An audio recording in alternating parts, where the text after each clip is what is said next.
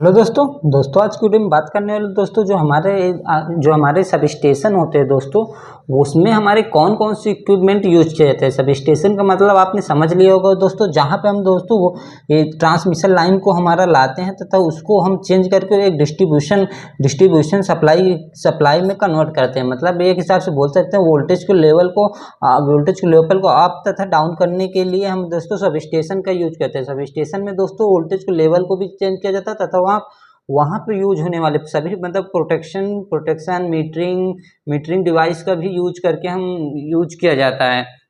अब बात कर लेते हैं दोस्तों, हमारे जो सब स्टेशन होते हैं, सब स्टेशन में मेनली कौन कौन सी इक्विपमेंट होते हैं दोस्तों, वह कौन कौन से इक्विपमेंट हमारे यूज किए जाते हैं। अगर बात करें दोस्तों, सबसे पहले हमारे जो सब स्टेशन होता है, सब स्टेशन में हमारे पास बहुत से सारे इक्विपमेंट यूज किए जाते हैं, लेकिन मेनली जो इक्विपमेंट हो गए उसके बारे में हम डिस्कशन करेंगे। यदि आप चैनल पर नए हैं दोस्तों तो चैनल को पहले सब्सक्राइब कर लीजिए, जिससे आने वाले सभी इलेक्ट्रिकल रिलेटेड वीडियो आपको मिल सके।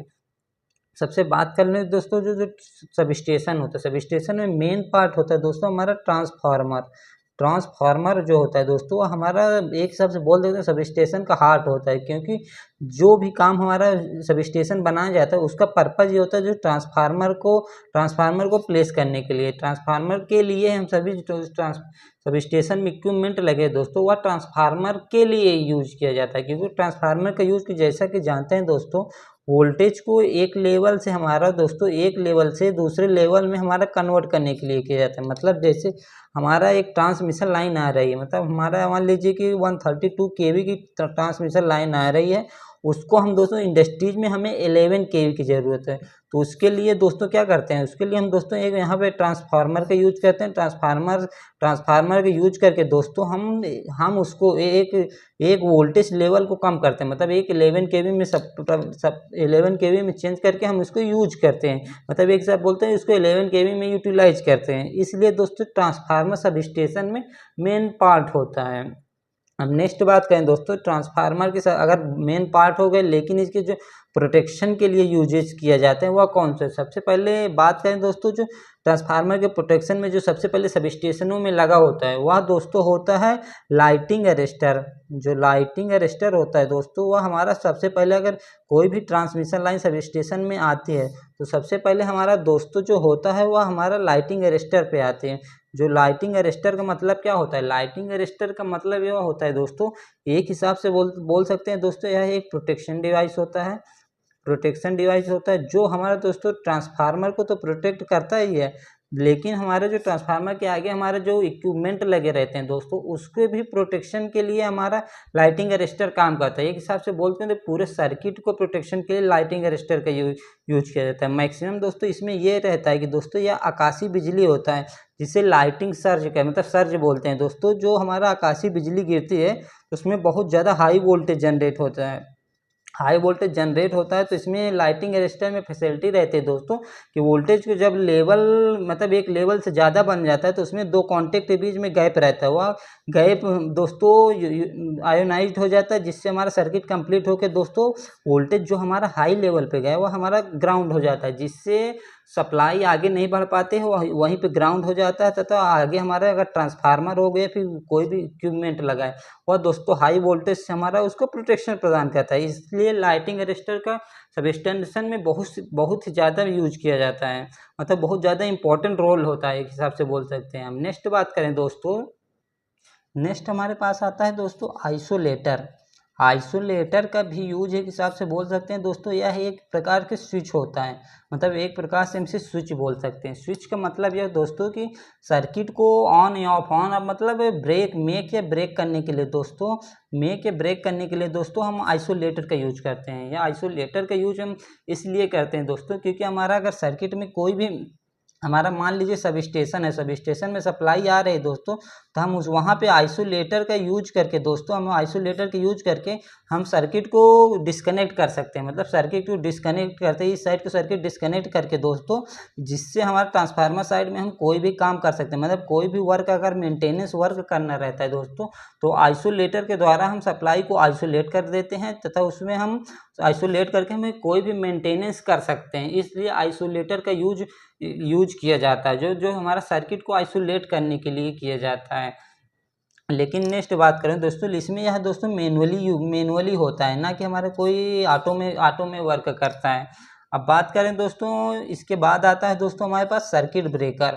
सर्किट ब्रेकर सर्किट ब्रेकर में दोस्तों हम मैक्सिमम यूजर में अगर देखें तो, अगर सब स्टेशन में देखें तो सब स्टेशन में या तो दोस्तों SF6 सर्किट ब्रेकर होगा या फिर VCB सर्किट ब्रेकर होगा, या दोस्तों आउटडोर टाइप वाला होता है। मतलब आउटडोर टाइप वाले जैसे कि इमेज में देख सकते हैं दोस्तों। इसका यूज हम दोस्तों अगर देखें तो जो SF6 या ये VCB सर्किट ब्रेकर होता है दोस्तों, वह सर्किट को प्रोटेक्शन के लिए किया जाता है। मतलब जो सर्किट में प्रोटेक्शन के लिए दोस्तों SF6 या VCB सर्किट ब्रेकर का यूज किया जाता है। या दोस्तों ओवर वोल्टेज हो गया, ओवर वोल्टेज या शॉर्ट सर्किट के कंडीशन में हमारा दोस्तों सर्किट को ब्रेक कर देता है। मतलब हमारा दोस्तों ऑटो में रहता है दोस्तों, अगर ऑटो में रिले के द्वारा दोस्तों कोऑर्डिनेट करते हैं, जिससे हमारा सर्किट में कोई भी अगर फॉल्ट आया, मतलब फॉल्ट आया जैसे शॉर्ट सर्किट हो गया, अर्थ फॉल्ट हो गया, दोस्तों कोई भी फॉल्ट है दोस्तों, तो सर्किट ब्रेकर हमारा ट्रिप हो जाता है, जिससे हमारा सर्किट को हमारा सेफ्टी प्रदान करता है। लेकिन अगर बात करें दोस्तों तो आइसोलेटर भी यही काम करता है, सर्किट को आइसोलेट करता है। लेकिन इसमें यह होता है दोस्तों, सर्किट ब्रेकर किसी भी मतलब फॉल्टी कंडीशन आएगा तो ऑटो में ट्रिप हो जाएगा। लेकिन हमारा जो आइसोलेटर है दोस्तों, उसको हम मैनुअली सर्किट से अलग करते हैं। लेकिन इसके बात करें दोस्तों, जो आइसोलेटर है उसका यूज इसलिए भी करते हैं क्योंकि हमारा जो अगर सर्किट में अगर मेंटेनेंस कर रहे हैं, मतलब मान लीजिए ट्रांसफार्मर का मेंटेनेंस कर रहे हैं, तो दोस्तों उसके आगे हमारा सर्किट ब्रेकर भी लगा है, तो आगे आइसोलेटर भी लगा है। लेकिन अगर हम आइसोलेटर के सर्किट ब्रेकर से भी सर्किट को मैनुअली हम जो दोस्तों ब्रेक कर सकते हैं, मतलब सर्किट को ब्रेक कर सकते हैं। लेकिन इसमें यह होता है दोस्तों कि इसमें हम कांटेक्ट दिखता नहीं है, मतलब कांटेक्ट दिखता नहीं, इससे सिक्योरिटी नहीं मिलती, इसलिए दोस्तों। लेकिन जो आइसोलेटर होता है दोस्तों, आइसोलेटर में यह होता है दोस्तों कि वह आइसोलेटर में हमारा कांटेक्ट दिखते रहते हैं, मतलब दोस्तों हमारा जो कांटेक्ट दिखते रहते हैं, जिससे हम मैनुअली देख सकते हैं कि हमारा सर्किट आइसोलेट है। इसलिए दोस्तों आइसोलेटर तथा सर्किट ब्रेकर दोनों का इंपॉर्टेंट रोल माना जाता है। नेक्स्ट हमारे पास आता है दोस्तों,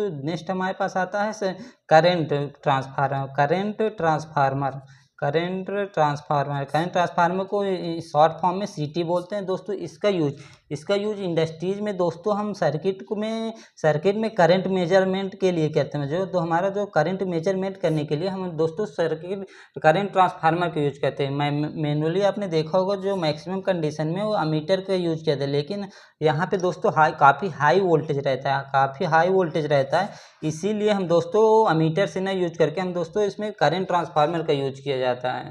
के कारण हम यहाँ पे करंट ट्रांसफार्मर का यूज किया था। जो हमारे जो करंट को जो मैक्सिमम जो हाई करंट रहता है दोस्तों, उसको करंट को लो करके दोस्तों उसमें हम एमीटर के द्वारा करंट को मेजरमेंट कर सकते हैं, जिससे हमारा प्रोटेक्शन हो गया। फिर करंट मेजरमेंट करने के लिए हम दोस्तों CT का यूज किया जाता है। या दोस्तों एक हिसाब से बोल सकते हैं दोस्तों, ये स्टेप डाउन ट्रांसफार्मर के जैसे वर्क करता है। हम नेक्स्ट बात करें दोस्तों, तो नेक्स्ट आता है दोस्तों हमारे पास आता है एक PT का मतलब होता है दोस्तों पोटेंशियल ट्रांसफार्मर को हम दोस्तों वोल्टेज ट्रांसफार्मर भी बोल सकते हैं। इसमें भी सेम कंडीशन होता है दोस्तों, जैसे हमारा जो CT होता है वह करंट मेजरमेंट के लिए होता है, लेकिन हमारा जो PT होता है दोस्तों वह हमारा वोल्टेज मेजरमेंट करने के लिए होता है। क्योंकि अगर देखें तो एनर्जी मीटर अगर कोई भी लगा तो उसमें CT करंट तथा वोल्टेज दोनों को ज़रूरत होती है। इसलिए दोस्तों हम जो PT होता है दोस्तों, PT भी हमारा वोल्टेज मेजरमेंट करने के लिए किया जाता है, तथा यह दोस्तों एक विशेष प्रोटेक्शन भी करता है तथा वोल्टेज को मेजरमेंट करने के लिए भी किया जाता है। इसमें भी सेम प्रोसेस होता है कि इसमें हाई वोल्टेज को लो वोल्टेज में कन्वर्ट करके दोस्तों उसमें हम वोल्टमीटर के द्वारा वोल्टेज को मेजरमेंट कर लेते हैं। नेक्स्ट आता है दोस्तों, एक शब्द बोल सकते हैं इसी में, एक होता है CVT। मतलब इस CVT का मतलब होता है दोस्तों कैपेसिटिव वोल्टेज ट्रांसफार्मर। यह दोस्तों हम एक हिसाब से बोल सकते हैं कि यह भी वोल्टेज को मेजरमेंट करने के लिए ही किया जाता है। लेकिन यह दोस्तों इसमें अंतर यह होता है, जो PT होता है दोस्तों, जो जैसे मान लीजिए 100 kV के अंदर है दोस्तों, हम PT का यूज करते हैं। लेकिन जैसे 132 मतलब 100 kV के एबव हो गए दोस्तों, तो वहाँ पे हम CVT मतलब कैपेसिटिव वोल्टेज ट्रांसफार्मर का यूज किया जाता है। इसमें या भी कई इसके फ़ायदे भी होते हैं जो हमने ने इसके पहले वाले वीडियो में आपको बताया दोस्तों, जो CVT का यूज हम PT की जगह पर क्यों करते हैं। अब नेक्स्ट बात करें दोस्तों, नेक्स्ट हमारे पास आता है कि नेक्स्ट दोस्तों हम बात करें जो मतलब सभी सब स्टेशन में यूज नहीं लेकिन कहीं कहीं यूज होता है दोस्तों, वह होता है वेब ट्रैप का यूज दोस्तों हम कम्युनिकेशन के लिए किए थे, जिसमें हम दोस्तों हाई फ्रिक्वेंसी को फ्लो करा के दोस्तों हाई फ्रिक्वेंसी फ्लो करा के दोस्तों जो हमारा जो कम्युनिकेशन होता है मतलब दो सब स्टेशन के बीच में कम्युनिकेशन होता है उसको सॉल्व करते हैं। मतलब कम्युनिकेशन के लिए हम दोस्तों वेब ट्रैप का यूज किया जाता है, जिसमें हाई फ्रिक्वेंसी को हम सेंड करते हैं। इस तरह दोस्तों हमने आज के वीडियो में देख लिया है कि सब स्टेशन में कौन कौन से इक्विपमेंट यूज किए जाते हैं तथा उसका वर्क क्या होता है। अगर वीडियो आपको पसंद आए दोस्तों तो हमारे चैनल को सब्सक्राइब कर लीजिए। मिलते हैं ऐसे ही नेक्स्ट वीडियो में। Thank you.